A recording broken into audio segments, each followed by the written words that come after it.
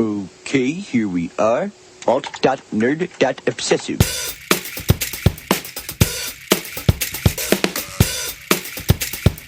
Worst episode ever.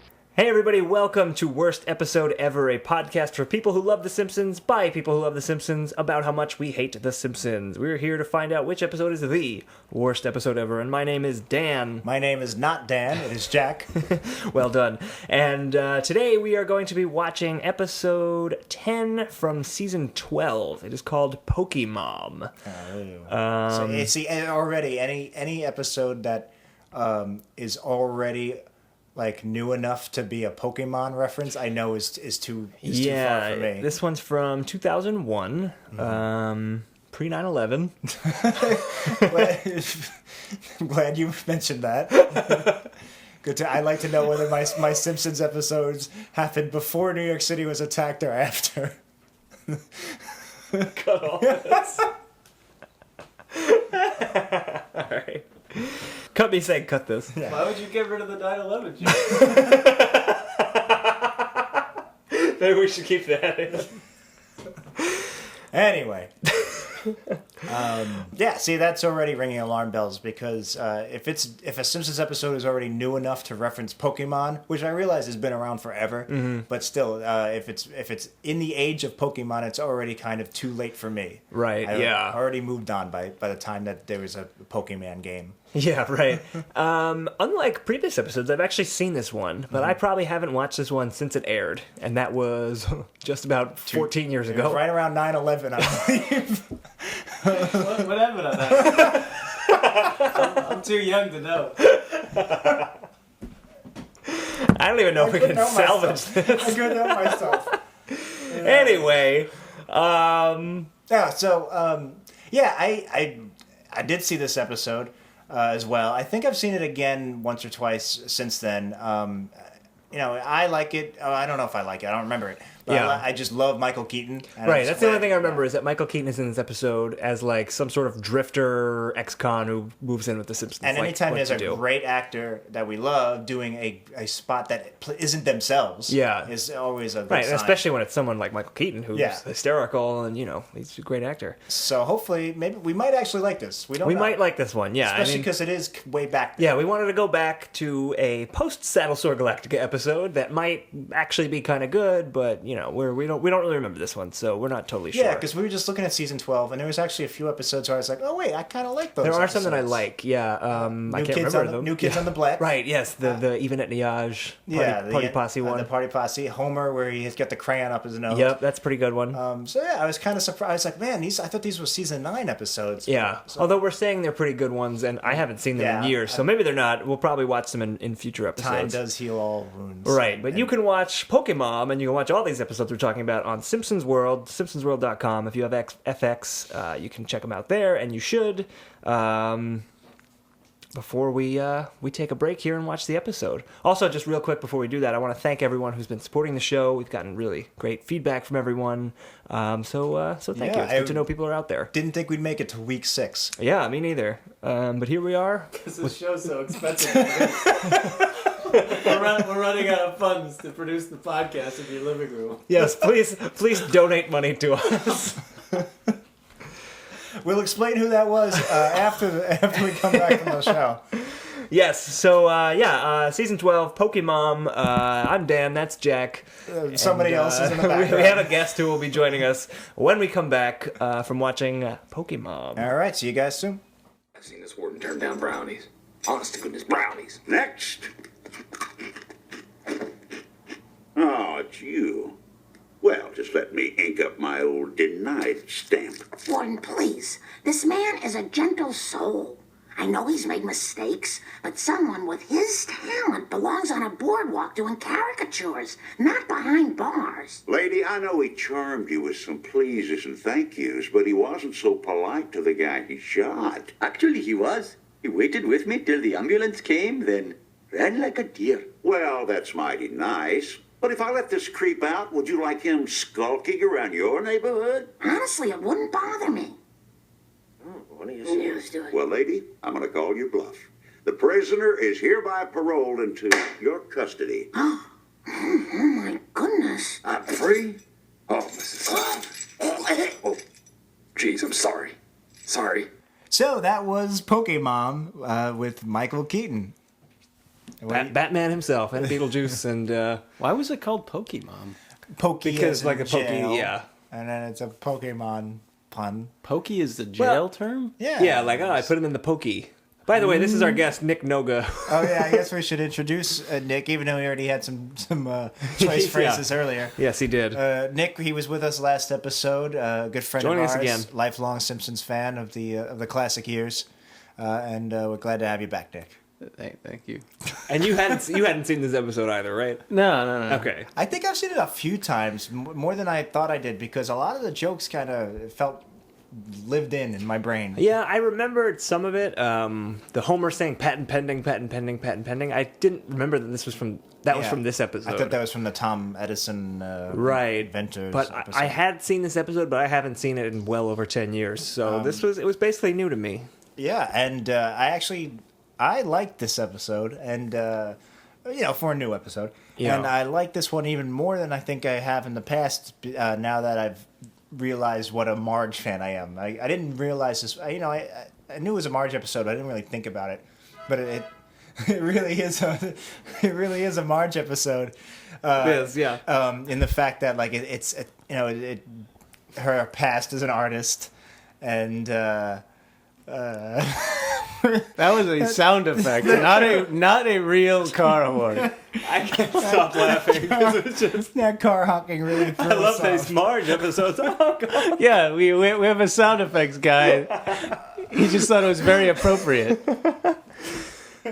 He's earning his keep. That Marge. All right, we're starting over. I don't even think we should cut this. I think leave all this in. Let the people know. All right, that was a real car horn that apparently distracted. We're 5-year-olds that couldn't maintain a conversation because a car honked outside. Yes. Look at that squirrel. That dog's got someone's ham. Anyway, let's talk about this episode. So this was season 12. I just wanted to say real quick, kind of overall, when we were watching it, we were talking about the introduction? The introduction. Yeah, the introduction. Introduction. The opening. Nick, you were saying the couch gag. Not even the couch gag, just the actual the theme song. Right. You were saying The animation was different. This was like the classic. This was season 12. This was before the HD switch. Sure. And you were saying, was it always that? Well, yeah, I mean, I know definitely from season 3, and definitely, I mean, obviously to this, what was it, 12? 12, yeah. And probably maybe a few years later, but like I feel like season 1 had a slightly less good intro. I'd have to watch it again. I haven't seen season 1 in a really long time. It makes sense. The animation does look nicer than the season 1 animation. Yeah, I'm pretty sure it was more. Remember, season 1 had that weird almost airbrushed in the background, where it wasn't totally solid. Right, the clouds. Wasn't that just the very first episode? Was that the whole first season? No, I feel like the whole first season. But you know what it was? In syndication, I think they put on the newer that makes sense. Opening. But if you watch it on the DVDs or possibly on Simpsons World, and I think the music was slightly. It was a different recording of the sound of the song, because like when you hear the first few episodes, it's the same. It's the same tune, but it's definitely not the Alf Clausen rendition of Danny Elfman's theme. Yeah, I think you're right on that. But even beyond the opening, when we watched this one, last week we watched a season, what was it, 21? Yeah, season 21 episode, which was in HD, and I am normally watching 90s episodes, which is what I like, right? As far as Simpsons goes. You mean you don't go out of your way to spend time watching things you hate? I actually rewatched What to Expect When Bart's Expecting 17 times since we did that episode. But no, just the look of this episode to me, it was different than both of those things. Like, it was different from the classic episodes, and obviously not quite where we are now with the HD ones. Am I alone in that? I don't think it's just the animation. I feel like that's a part of the whole package. The whole thing. It was the animation. It's also kind of the staging, I guess, like the direction of the episode. Oh, maybe. Because the very first scene in this episode is Homer's laying in bed sleeping, and Marge wants to go to the Apron Expo, which I thought was funny that Marge would want to go to the Apron Expo. It's really like stuff like that is why Marge is my hands down favorite. Yeah, character. I love that Marge is this completely domesticated woman who just like loves these things. She didn't actually like the Apron Expo because there were too many aprons. Yes, that was a great apron payoff. but yeah. So Homer is in the bed, and this it was. Just the way it was framed, like, it wasn't, as far as the visual of the direction of it, you saw kind of from an angle inside the room, and it seemed like, I don't know how to just totally describe what I'm trying to get. Was it too stylistic? No, it was almost like they were showing a lot of floor space and wall space for no reason. And I was like, why are they doing that? And do you think that's something that's done even more so now, or... Yeah, are you saying you said it's different from the old and the new. Is it different in that it's transitional, or it's just a completely third separate thing? Maybe a third separate thing. It almost felt like it was trying to be like a more cinematic kind of direction.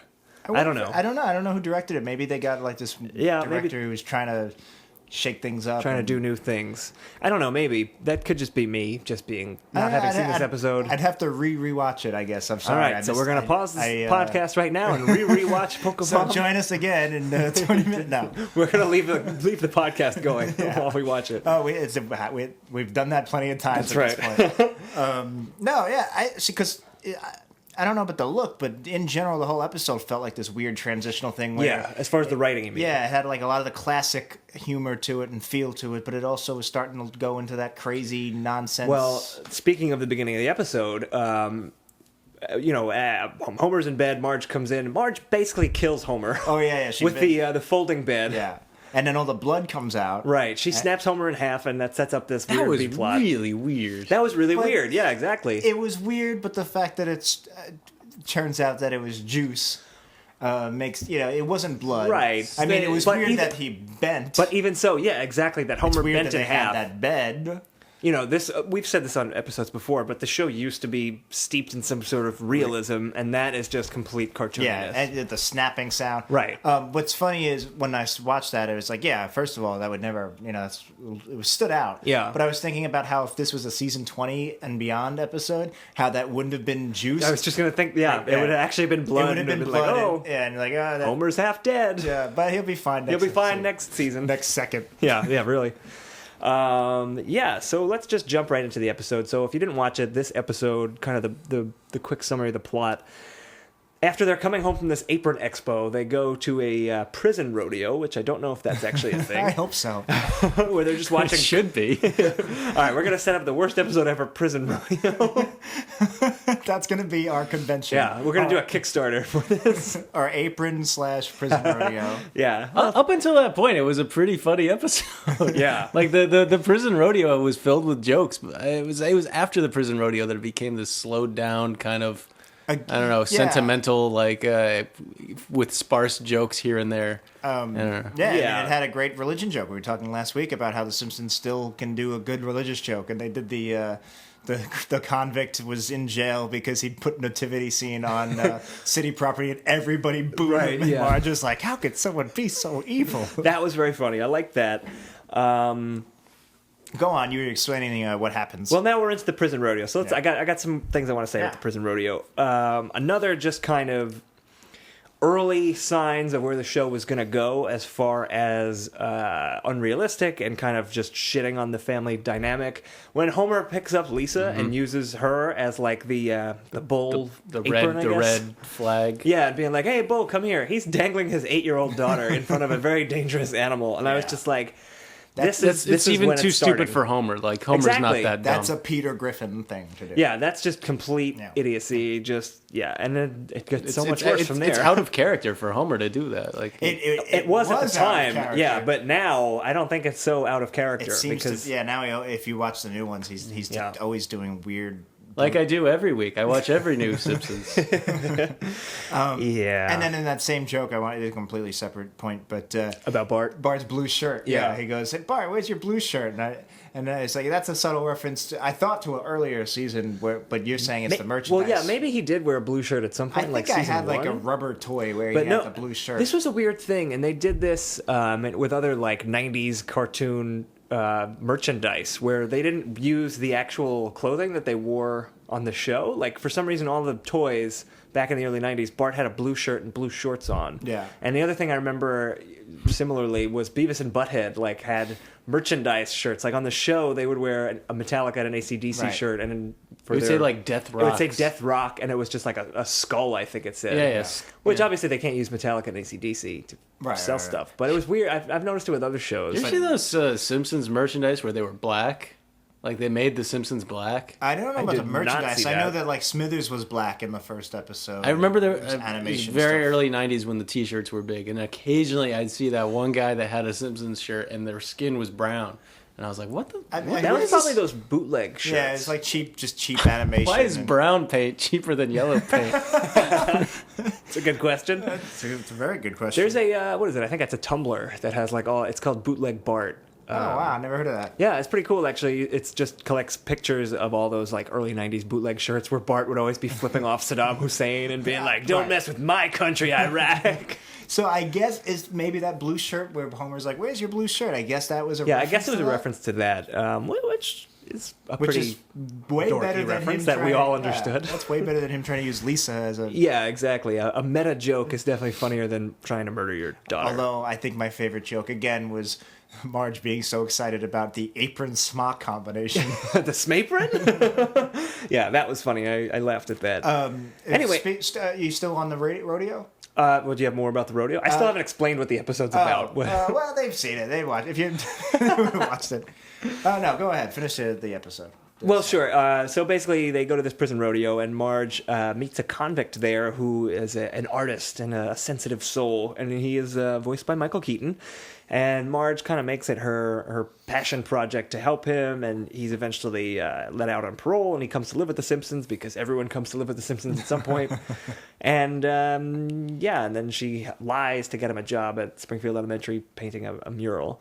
It's a weird episode. That's a weird plot for an episode. I see. I thought it was a pretty straightforward episode. A great straightforward story where it's Marge. She's got this inner creativity that every once in a while comes out in her, especially in the Ringo Starr episode. And I like that she was trying to use it. Trying to get somebody else to express themselves the way she tried to. And I thought it was a really good, unique idea to have her taking, who could you put Marge up with? Like, what's a great foil? A good foil for her, convict, yeah. Yeah, I agree with you. I liked the idea. Maybe I didn't like the execution so much. Yeah. Because you definitely get the sense that Marge feels like she's a prisoner too, and she sympathizes with Jack Crowley, which was his name. Who's Jewish apparently. Who is Jewish apparently. Yeah, it was a weird joke. The Muslim, he like tries to scare her, and he's like, "Which way to Mecca?" And like she didn't even seem that scared. Wait, was that the point of the joke? So that's what I thought he was, because that he was trying to scare her. Because at first I thought he was legitimately, they're saying, "Hey, he's a reformed prisoner," and they're all Muslim. Or, right. That's a big thing, right. But then he's like, "Oh, I'm just kidding." Like he was like trying to, usually you say, "Oh, I'm just kidding." Like if you're scaring somebody, you're saying something they don't want to hear, but as a joke. Yeah. And he's Jack You gotta Crowley, remember, this was Jewish name. pre-9/11, and back then it was okay to be afraid of Muslims back then. I don't know if that's true. It just seemed really out of place. I mean, the delivery was great, where he just goes, I'm Jewish. Like, that was a great delivery. I mean, Michael Keaton, he's a consummate professional. I wonder why they picked him, and what, like, he wasn't very big at the time. Like, it was in between big movies. Yeah, this was definitely, he way was post fading. Batman. Yeah. This was before his post Batman, pre Birdman. Multiplicity. No, that was like Multiplicity was like late '90s. 4 years after Multiplicity. Yeah, but still pre 9/11. But great. I'm just gonna move on. I'm gonna ignore all the pre-9. I'm not letting you derail me. All right, with your 9/11 jokes. I'm not just bringing up 9/11. Not even jokes. I mean, that's not what they meant when they said never forget. You can forget a little. I thought they wanted us to always you talk heard it about here. Jack Pacone, you can forget 9/11 a little. Feel free to forget 9/11. If you ask me, that's what's wrong with America. Are you saying you hate America? If hating Americans means trying to make as few 9/11 references in my podcast as possible, then yes, I hate America. All right. Well, we'll cool it, I guess. So yeah, back to the prison rodeo. Did you have some more you wanted to say, Jack? Well, they brought in the warden, And I don't know if this was his first appearance, but he is a recurring character. He was. He's voiced by Charles Napier, who's a great voice actor. He was famously on The Critic. Famously in The Critic, he was Duke, which is his best role. He was also Zed in the Men in Black cartoon, and he's just got his voice is in everything in the 90s. That Men in Black cartoon was good. It was a good cartoon. And you can't find it anywhere. Yeah. He's killed by Hannibal Lecter in Silence of the Lambs. He's actually a... Spoiler alert for Silence of the Lambs. He's the live-action actor as well, but he did die a few years ago, unfortunately. So he's not on the show anymore, but he did at least one other, and I'm pretty sure he's done a few. Okay. And it's funny because he looks kind of like the warden from the classic one, Oh, Bartina. Oh, yeah. But it's not the same voice, obviously. Down I go. But no, he's really funny in all of his appearances, and I think a lot of it has to do with just Charles Napier. Yeah, I'm sure. And he was funny in this, too, where he's crying with the tear gas, and he's like, this might just be the best prison rodeo ever. Right. But yeah, I feel like the fact that they did keep bringing him back, I feel like they were trying to make him another, like a Lionel Hutz. Trying to make another guest, character. Extra, a recurring guest character. And I kind of wish they did keep him around or use him even more. I guess there's only so many instances a warden could show up. But then again... Right. There's only so many instances a talking bumblebee could talk. El estómago. No, this time period they were doing that a lot because this was also, I don't know if it was this season or maybe the following season where they brought in the judge that Jane Kasmerick from Malcolm in the Middle voiced, and she was on for like a few episodes. Yeah. They're trying to make new. Yeah, I mean, I guess tertiary the characters Simpsons had already been huge for years, but I guess maybe it was even. It had become such a mainstream thing where maybe guest stars wanted to be on it, and like it was kind of like a code of honor. Oh, definitely. I mean, I feel like that would have been the case by season 3 or 4. But once Michael Jackson's on the show. Yeah, but I guess it ties into that weird period where they had guest stars who were recurring characters. Right. But a nice thing that this episode did is they have Michael Keaton on, who I would say is, an A-list guy to get as a guest, and he's voicing a character. He's not doing himself. Yeah. He's not just like coming off like a Britney Spears just coming on and doing like 2 lines of her Right, self. He's an actor acting. Right, exactly. He's playing a character, and whether it was a good character, and his delivery is great. Again, like totally. that weird mecha joke, he's totally made it okay with the I'm Jewish. Yeah, it's interesting too because when you get someone like Albert Brooks on The Simpsons, he, I think he's fantastic in all the episodes that he's on, and they let him riff and kind of. That whole like the hammock sequence from the Scorpio episode, he made all that up. Yeah, he likes to improvise with Dan Castellaneta especially. Yeah, and I felt like they didn't really let Michael Keaton do that because he doesn't really have that many funny, weird moments, except maybe the end. I think that's especially what happened at the end. I mean, I don't know for sure, but it sounded like they just let him and Hank Azaria riff for a while. Yeah, that sounded ad-libbed. They played ad-libbed. the whole thing. They ad-lib about HBO. Yeah, they're just HBO cable. shows. Wiggum's like, is prison like Oz? And a lot of Sex in the City. It felt ad-libbed to me, and I liked it. It wasn't as funny as it could have been, but it was different. It was an odd way to end the episode for sure. It felt like Pineapple Express, where they all just ramble on for the last 10 minutes of the movie. Yeah. What's it? My juice box! Oh. Sorry, homie, but you promised to take me to the Apron Expo today. Just give me 10 more hours. Come on. You and the kids always want to do fun stuff. But today we're doing something I like. They're unveiling a combination apron smock. It's called a smapron. Did you say smock run? No, smapron. Oh. Yeah, I don't know. What else do we have to say? We're done with Homer had that chiropractor. The whole B plot. Yeah, I want to talk about the B plot. So I hope so. Otherwise, the podcast's going to end really early. All right, that is the end of the show. No.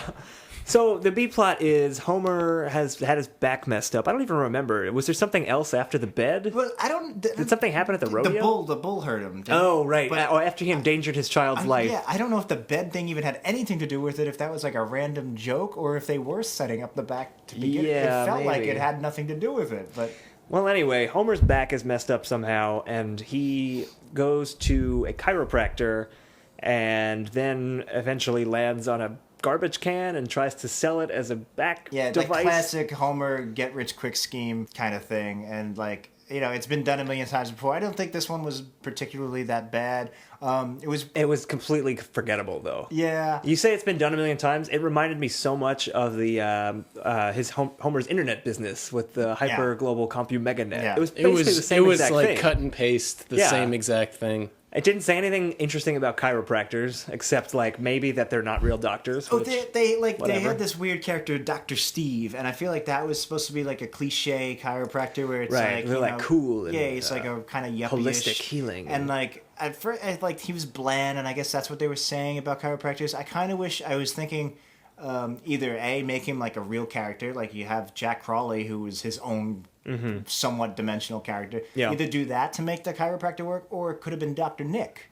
And just have a character we that know. would have been good. And have Homer versus Dr. Nick. And like this would, I guess, be playing up the whole theory that it's like fake medicine. It's Dr. Nick is a practitioner. Yeah, and exactly. And maybe that they could have done something with that, where that like would have been better. They're like, hey, if Homer's like kind of revealing that the whole practice, the whole science is bullshit. Yeah, I feel like they wanted to say something about chiropractors, and they never did. They muddied up the message of like, are they good or are they not good? Yeah, because he's like, I kind of feel better, but like but also Dr. Hibbert was fixes himself. Yeah, Dr. Hibbert was like, they're miracle workers, and like wait, which way do you feel, Simpsons writer? Make up your mind about chiropractors so I know which way to laugh. And then yeah, exactly. And then that whole plot just ends. Like Homer is trying to, he becomes a chiropractor basically using this garbage can that happened to fix his back, and he's charging Springfielders to come in and see him. And then these two chiropractors come and they take it and they beat it up with spines. with spines, yeah, which is pretty funny. And then Homer's like yelling at a streetlight, and Moe is like, "Forget it, Homer, it's Cairo Town," which like was that line. I did not like It's that. so line. dumb, like, because it had nothing to do with anything. Yeah, it's a Chinatown reference. Well, like, if you look at another like classic Homer B story, like when he finds a sugar or something, that's great because it's stupid, right? And it isn't like cut and pasted. They never copied that formula again. He finds sugar on the side of the road and steals it. And if you want to talk about movie quotes that mean nothing or mean something, like that sugar plot ends with the Scarface thing, like in America, first you get the power. And that made sense because Scarface was like about getting drugs and becoming powerful, and he's got the sugar and he thinks he's getting powerful. Well, Chinatown's about like how chiropractors, this bigger bureaucracy that's like just bigger than you, and I guess chiropractors don't try to muscle people out of. Yeah, exactly. What are they? It's not saying. It's not saying anything about real chiropractors. I'm not saying it has to. Again, but that maybe if they used Dr. Nick and built up this like whole big huge conspiracy of chiropractors, then the line would have worked. I mean, look, it was there to fill up like 7 minutes that they didn't want to give to the Marge plot. Right, of course. What was I gonna say? Oh, I don't remember that Internet CompuServe one. I've seen it once or twice. I really can't remember anything about it, but doesn't it end the exact same way where Bill Gates comes in. It's the exact same thing with some like hired lugs, right? And he's like, "I bought your company. That's what I do." Hired goods. Hired goods. Yeah, so it's literally the same I don't even thing. remember that plot, and even I could see the copy. And you know what? I'm sure they've done it since then too. I mean, this was 15 years ago. I'm sure they're just like in the writer's room. They're like, so what should we do for a B plot? Homer does a new job. Homer becomes an ice cream man. He hurt his back. There's an episode. I think it's the A plot. I remember I saw an episode a while back. I think it was Diedrich Bader. I'm not sure, but he becomes a tow truck operator and he pisses off the tow truck people. That's the same episode as the trucker episode, though. That's the same exact thing. No, it's different. It's tow trucks. It's not freight shipping. There was one good line where he says, like, a college-educated artist when they unveiled a mural. Oh, Ooh, and everybody was like... Yeah, so... They had some poignant jokes about well, maybe not poignant, but they had some smart jokes about art and the art scene and everything. Yeah.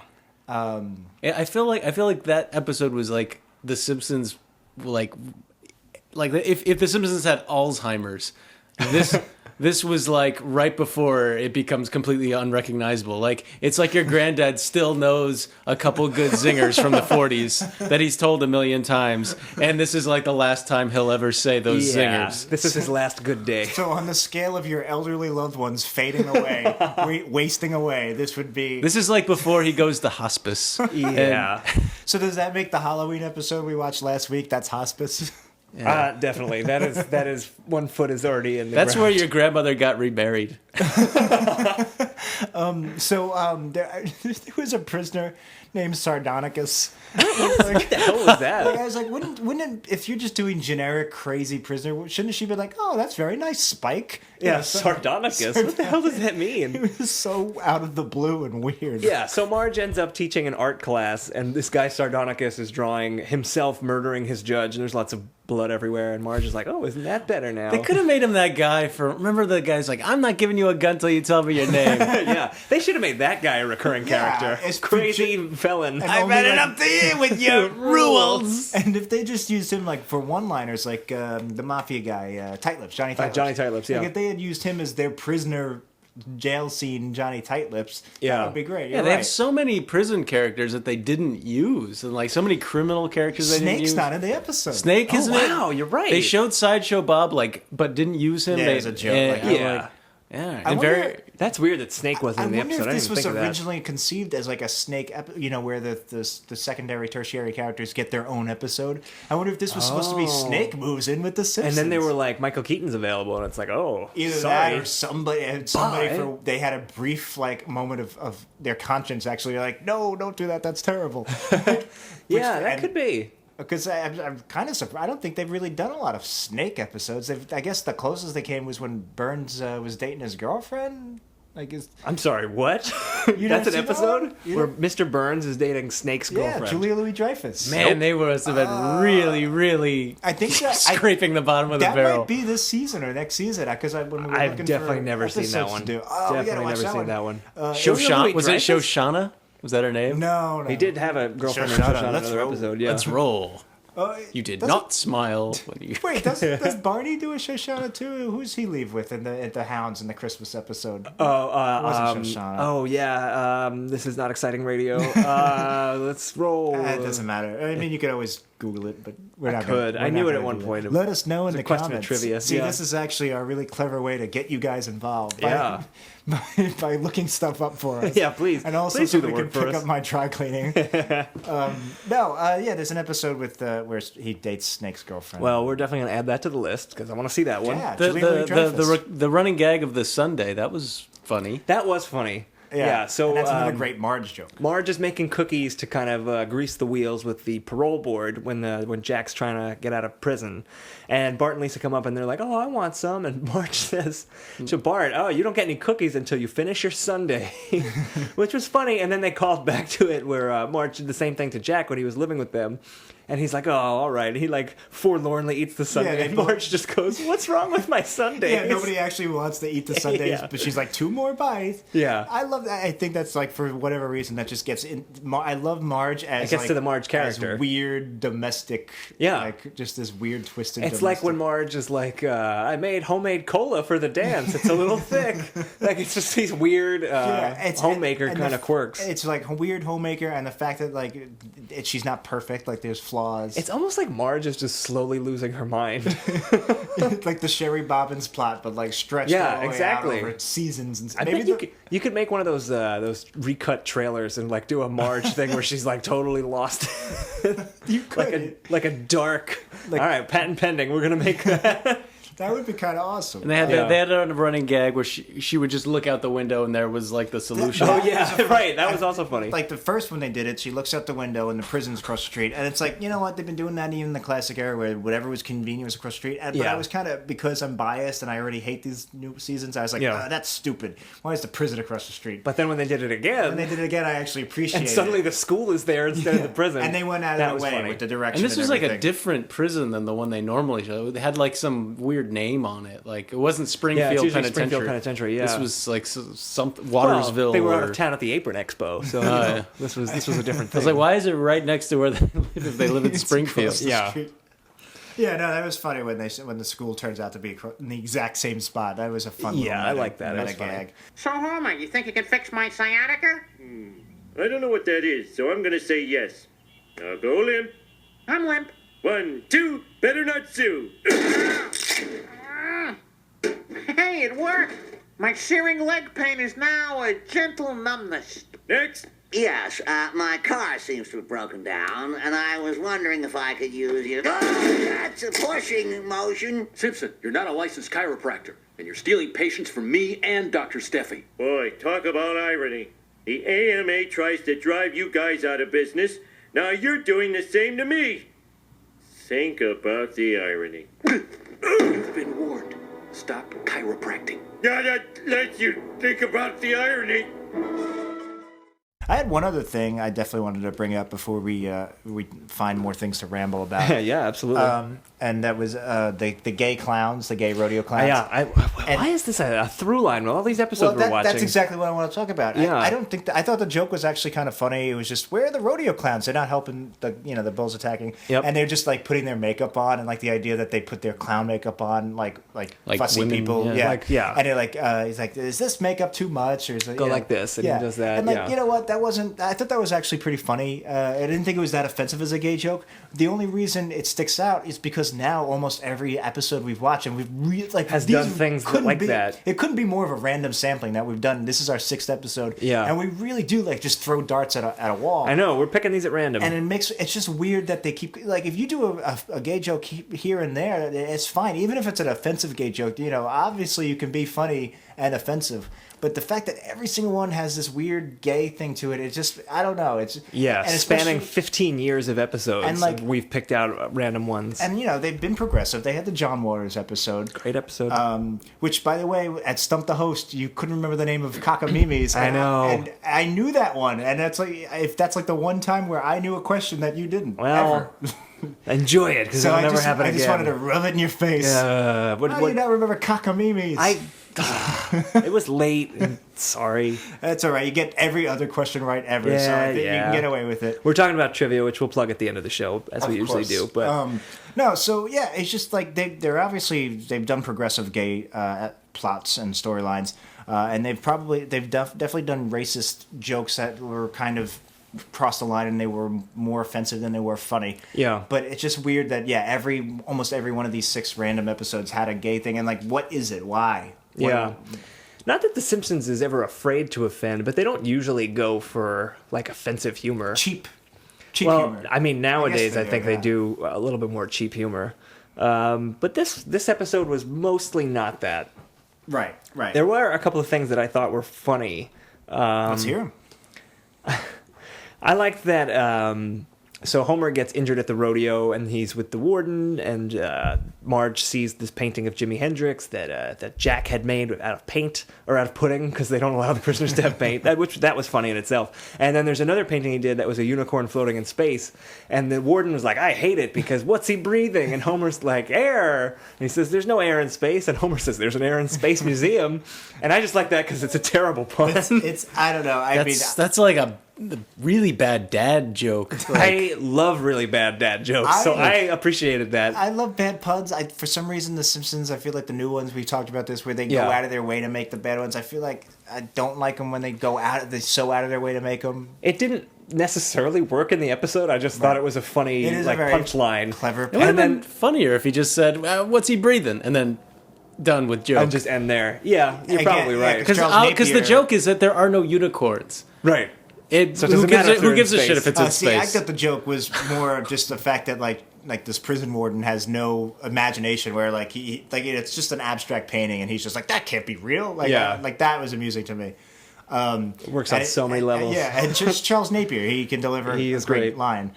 That was a great joke. Nick, did you have any things you liked in the episode? Any one-liners you can remember?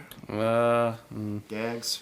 I liked. Is there anything funny with Skinner? I can't. No, there's a lot of school stuff. There was one good thing that I liked. So Marge teaches the class in the prison, and she's like, "We're gonna free the artist inside you, but not literally, of course." And then there's just silence, and then you hear a gun get cocked. And then later on in the episode, when Skinner is having an unveiling of this mural that Jack had painted for the school, he does the joke with.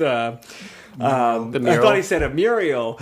Muriel is Principal or Superintendent Chalmers' sister, and then it's just silence, and then you hear the gun cock again.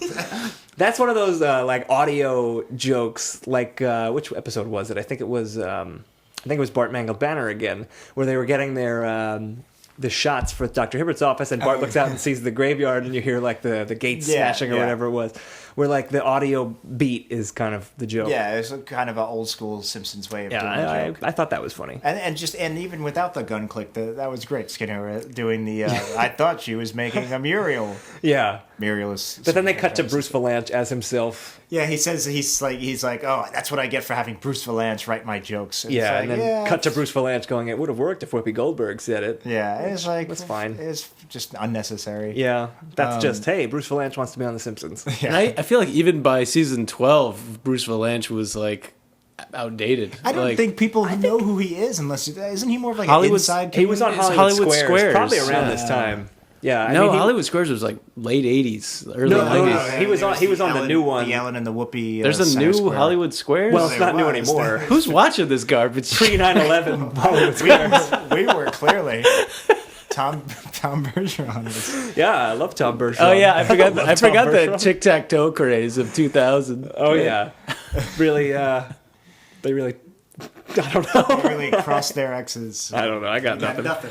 I think there was one big thing I want to talk about. You go first though. There was one of like religion. I feel like they also even in the newer episodes they usually get a good stingers about the school system and schools and stuff and teachers and how miserable teachers are. And I kind of like it was more of an inside joke with Skinner doing the school cafeteria menu, like right as a network executive. Yeah, that was funny. It's like, well, maybe we should, the pizza's doing strong on Wednesdays, but maybe we'll move it to Tuesdays. I thought that was funny. That was funny. I mean, it was a little inside baseball, I guess, but it was just a funny visual of seeing Skinner at like a board. Yeah, like exactly.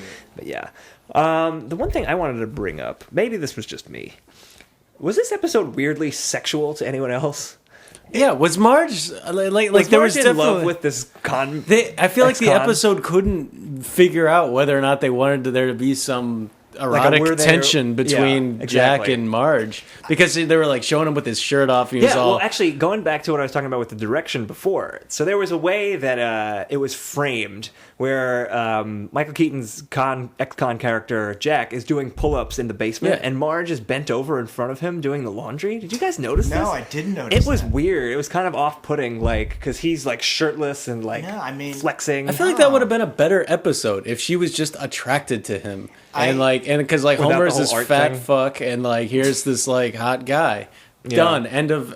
It's just like when Homer had a crush on Mindy. He's an artist, and he has more in common with Marge than Homer does. That's a good point. You know, just like when Mindy had more in common with Homer than Marge does, and she was hotter. Right. And, And in that Mindy episode, it was great because they had that Marge B plot where she goes to the chiropractor.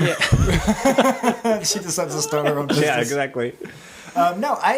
First of all, what I did notice was how not sexual it was. Like they really looked like they were. They went out of their way to it. not specifically mention it, but I felt it was there, in the subtext. I didn't notice that bending down thing. I did. The one thing I did notice, which was making me wonder, like, hey, what's going on here? Is that. He was really bulky.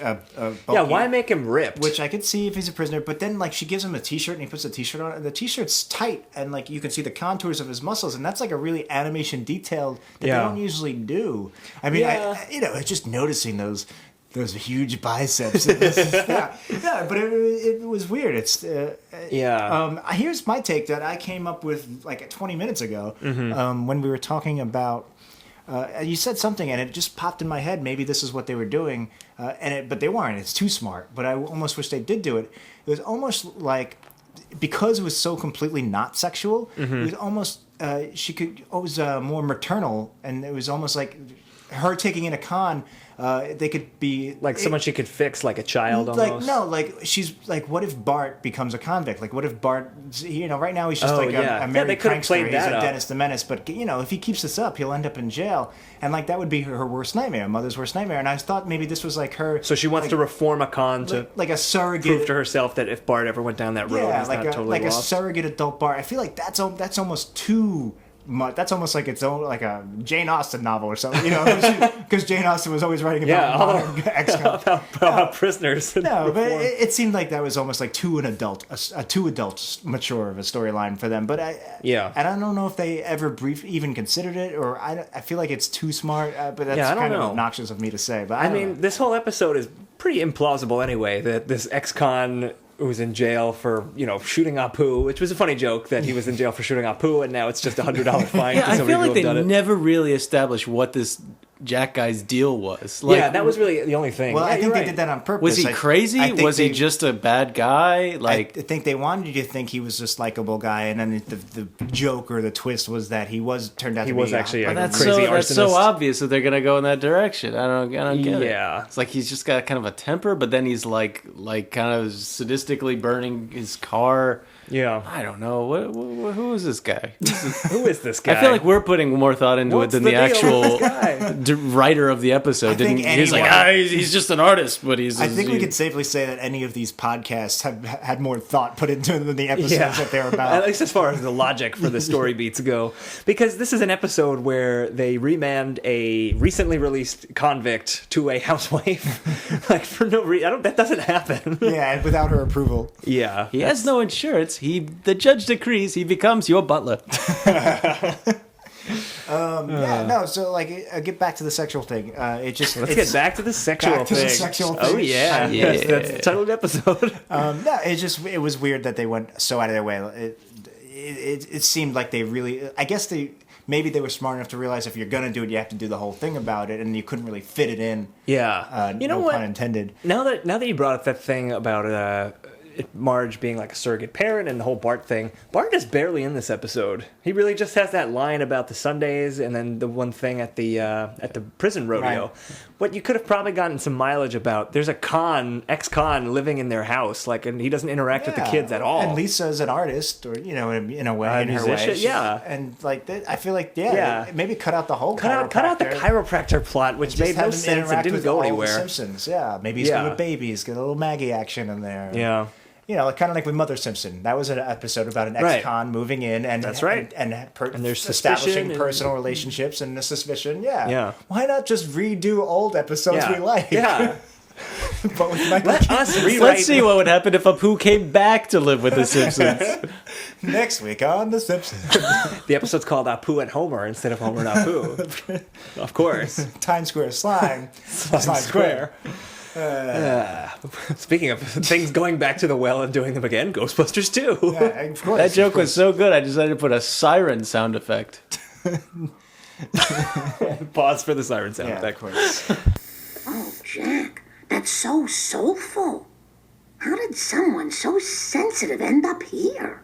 Well, if you really gotta know, I shot a guy named Apu. Oh. Well, lots of people shoot Apu. It's just $100 fine now. Maybe I belong in here. I got a lot of anger. I don't see any anger. I see a yearning for freedom. Do you have a title? A Time to Kill. Titles are hard. Yeah, do we have anything else to bring up about this episode? I think we said all we need to say. Okay. I like Michael Keaton. Go see Birdman. I haven't seen it yet. None of us have seen Birdman, but we hear good things. I'll see it. I would like to see it very much.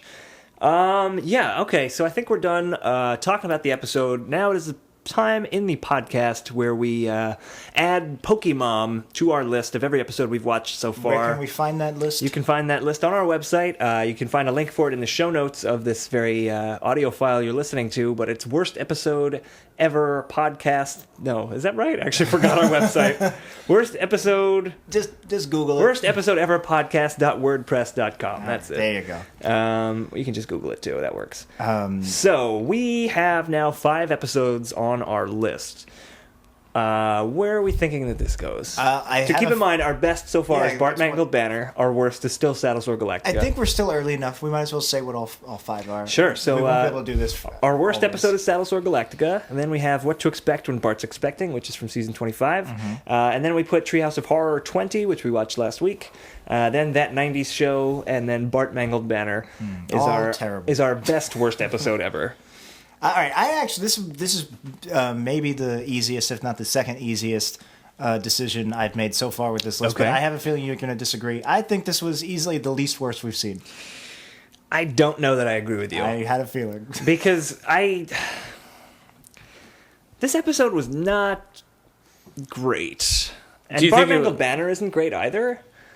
But I thought Bart Mangled Banner, at least for the first half of it, was a lot funnier. I don't think it was the first half. It was just that first 3 minutes, Dr. Hibbert, and then it was such a stark switch. Whereas this one was like interspersed good and bad throughout. Whereas Bart Mangled Banner. It was kind of like A and B. It was kind of like Full Metal Jacket if the Vietnam scenes were awful. Yeah. But this Homer subplot just didn't add anything at all, and I thought it actually took away a little bit because there's all these things that they could have done that we were just talking about, and they didn't. I don't know. Nick, you got any opinions on this? I only saw this in the Halloween episode. I thought this was definitely funnier than the Halloween episode. I think we can agree on that. I think it's definitely either the top or just below Bart Mangled Banner. Well, last week I said I would give you the next tiebreaker. I kind of meant that was if I didn't have a strong opinion either way. I do really feel like this was better, but I do owe you one.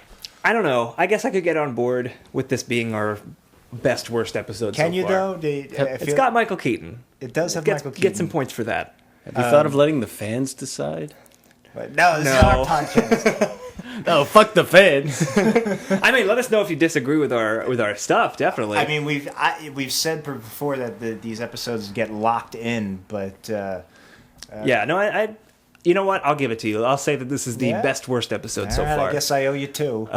You owe me two, definitely. I accept cash. I mean, it's really close, though. It's not an easy... You said it was easy for you, and this is not easy for me. I said it might have been... I thought it was the easiest, but you know what? The Bart Mangled Banner was the easiest by far. Yeah, I mean, that was so much better than that 90s show. The first 3 episodes that we've done were pretty bad. The only one giving it its run for the money here is Bart Mangled Banner. So it's not super easy, but I really did like the season 12 episode felt to me what in my head is a season 9 episode. But then again, I really got to rewatch season 9 because now I'm wondering maybe everything's askew. Our whole world is changing, my shifting our paradigms here. I want to know where in my grandpa's Alzheimer's... In your grandpa's life cycle. Where are we? I mean, my grandpa had Parkinson's, so I don't know if that shifts the scale. Yeah, I don't know. But another hilarious joke about Parkinson's. All